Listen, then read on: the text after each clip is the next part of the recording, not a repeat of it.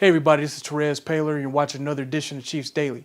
All right, it's Wednesday. That means we're only a few days away from the Chiefs' first game against the San Diego Chargers. It was a pretty uneventful day out here at Arrowhead. Andy Reid spoke, not a whole lot of injury updates. One thing that I do think came out of this, though, is that a lot of offensive players went to the podium today and were asked about whether or not the offense is going to have to pick up the slack for the defense. Let's face it, Justin Houston's not here. I mean, he's here, but he's not going to be playing. That's a big blow to a defense that's been pretty good in past years. Check out what Alex Smith had to say when asked whether or not this offense is going to have to pick up some of the slack. You know, I feel like every week's different. Every opponent, you know, presents a different challenge as an entire team, you know, and we got to find a way to do that. You never know. You know, I don't think you can. I don't think you know going into a week, going into a season. You try to have a feel of those matchups, you know, offense, defense, special teams, things like that. But you never truly know. So I think to getting into that and worry about that and think about that too much is only taken away from what you have to do.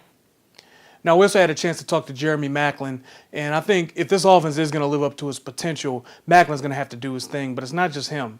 It's Chris Conley. You know, this is a big year for Chris Conley. It's a second year. He's more sophisticated in his route running. He seems to be more reliable catcher of the ball.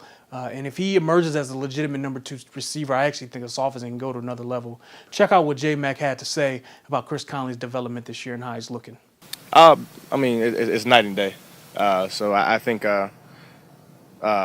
he's come a long ways. I think he still has a long way to go. But I think, you know, the way he's grown from last year to this year, I think it's huge. I think it'll help us, you know, not only offense, but, you know, as a team. And he'll continue to get better. I think a lot of stuff that you pick up in this league is all about experience. And it's just more games you play, the more experience you get. But I think as far as having the want to and the will to, he's definitely got that.